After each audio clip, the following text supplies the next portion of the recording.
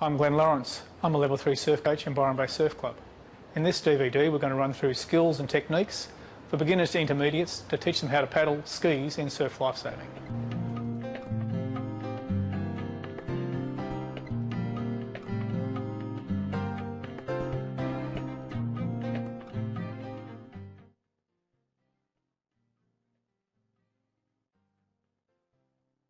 Look at him blowing it out. Look at the power of the man. Look at the body just flexing as he really just puts everything in to drive these skis. They go at a billion mile an hour, and now he's starting to chase the runs. Look at the speed.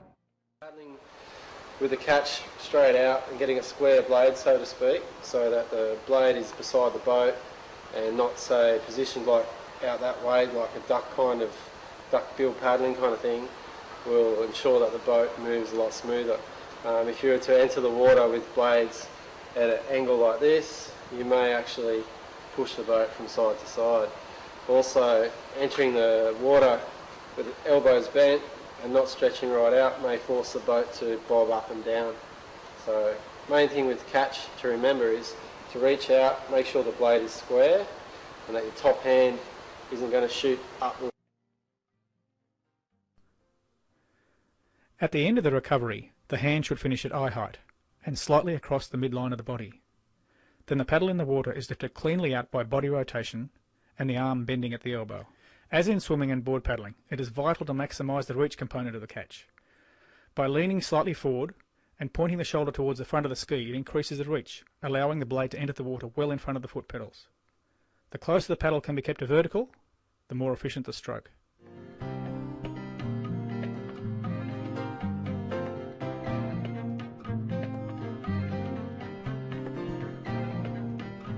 This paddler has excellent shoulder extension, but is losing 10 to 15 centimetres of stroke by not getting his blade into the water as early as possible.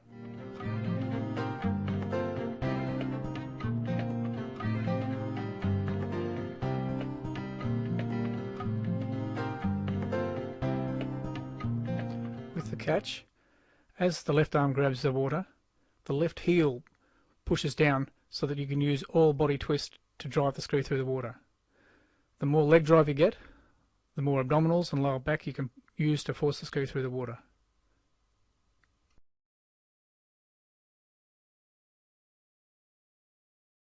Pull through, which is basically the body of the stroke in the water. Your stroke after a good catch, you need to again follow the line of your boat along the side of the boat.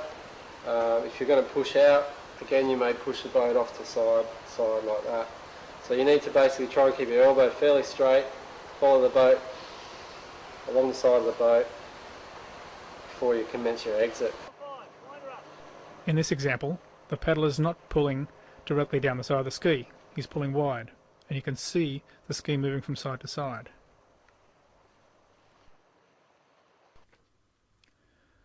In the pull through, it's vital that you pull down straight beside the boat so all the force propels the ski forward, as in this example. Any sideways movement and you're losing a lot of your energy in the ski bouncing around. There's no doubt about that. He's not going to get the advantage. He's not far enough in front. When the blade enters the water, the arm is nearly straight. By locking the arm and not increasing the bend at the elbow, you're using the arms as a lever to transfer power from the body and legs. If you increase the elbow bend during the stroke, you are restricting the possible muscles providing power to the arms and the shoulders.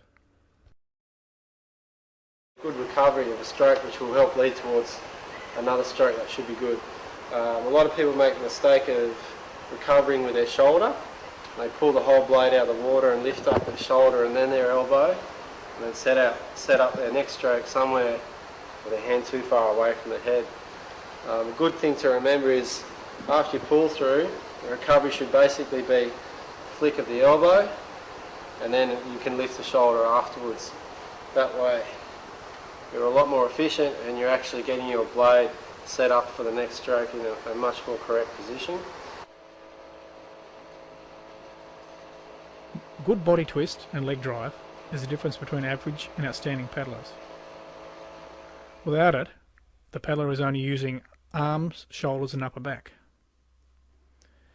If you drive through the heels, it allows the thighs, abdominals and lower back, greatly increasing the power of the stroke.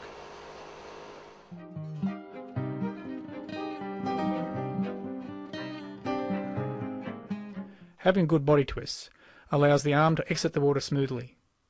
The hand pushes forward, and as the shoulders rotate, it allows maximum reach at the front of the stroke. Puts everything in to drive these skis. They go at a billion mile an hour, and now he's starting to chase the runs. Look at the speed.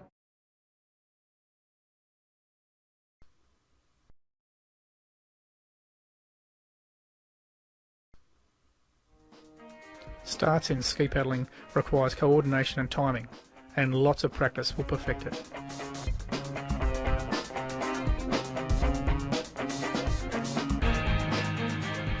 For a right-handed ski start, the right hand is positioned in the middle of the seat well with the palm resting on the ski and the fingers holding the paddle.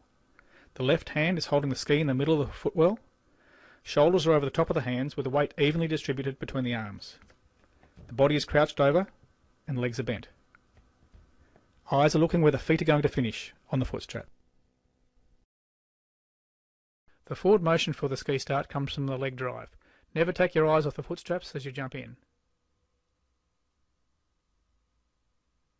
As the start progresses, the right leg comes through the arms and the left leg goes on the outside of the ski. A ski start has a very high stroke rate.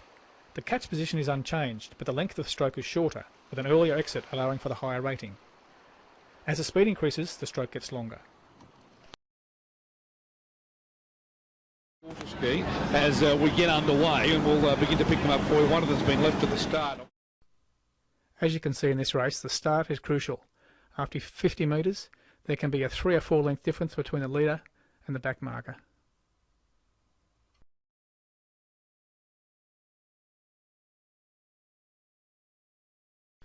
When negotiating the break, the speed and momentum that the paddler can apply to their ski when hitting the whitewater is the key to successful racing.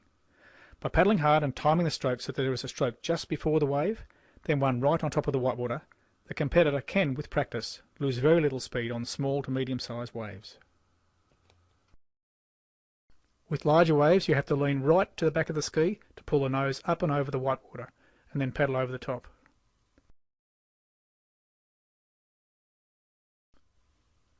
It's important to keep paddling all the way through the break. In this open field, you can see some paddling, some pausing. If they can maintain their paddling up and over the whitewater, they gain length on the competition. On smaller waves, you can successfully pop a whitewater and not lose much speed. On larger waves, it can almost stop the ski dead. The man, he's absolutely stepped out of the surf for a while. He's concentrated on the kayaks, but gee, it's good to see him in action. Another skill needed to negotiate the break is to be able to punch through a breaking wave. As you approach the wave, maximum power, and as you go through the wave, grab the other side of the wave and drag yourself through. Here we go, watch this surf pick up. Rolling your ski. All beginners should master this, and as their skill increases, they can pop larger waves. They need only to do it on the biggest waves. Usually momentum will help, so paddle right up to the wave. Keep the ski at direct right angles to the wave all the time. Any extra angle increases the force the wave can apply. To roll, put the paddle in your left hand, grab the right foot strap with your right hand and force the nose of the ski through the wave. As the wave goes over, flick the ski back over and get on and paddle again as fast as you can. A good training drill is to practice rolling in flat water. The technique can be improved in small surf, but the timing and knowing when to roll, punch or pop can only be learnt by practicing in a larger surf.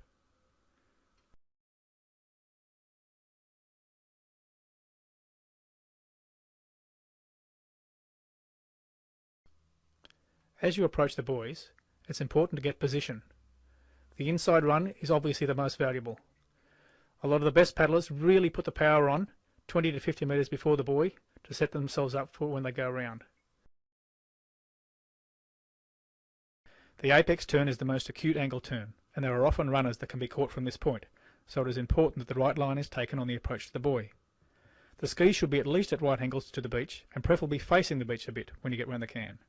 By taking longer strokes on the outside and shorter strokes on the inside of the ski, a faster turn is possible.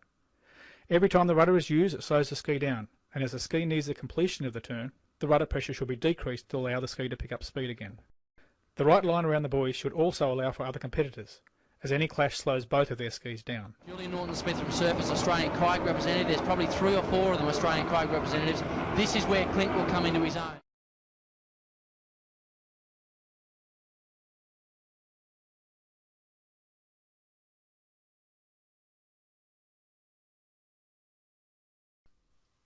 The secret to catching a wave is power. Power to catch the run and power to get out in front of it. You must keep the ski at 90 degrees to the wave as it breaks.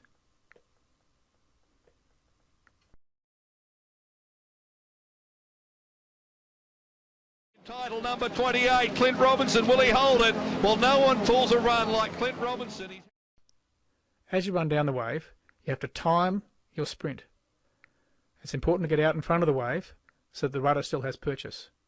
As the white water picks up the back of the ski, you can lean back a little bit to maintain its effectiveness in the white water.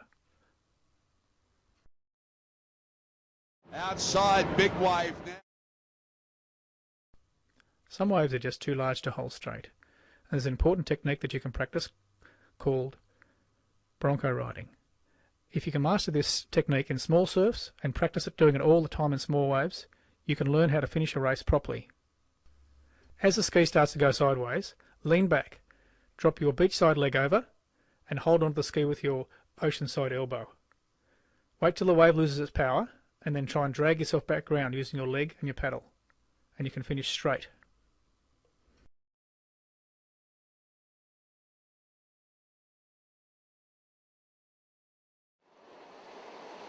And Shoemaker on the final wave. In finishing, there's 2 important factors. In this example, it's the timing of the sprint, using the run from the small wave to get out in front of the competitors. They're going to have to begin to paddle now anyway. It's a real paddle off. Now that is Houston. She's won.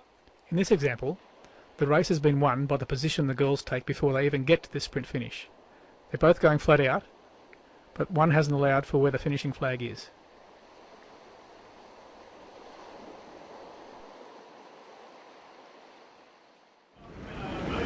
So Holly Houston will pick up the silver medal. When learning how to paddle a ski, and once reasonable balance is achieved, the paddler should have regular skill training sessions. The more time that can be spent in the break, the better. Learning how to handle a huge range of conditions will greatly improve their race performance and allow them to achieve their potential.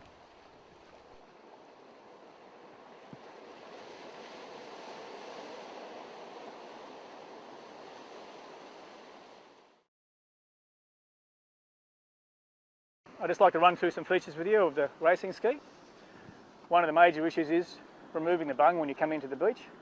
The air expands and it can crack the ski.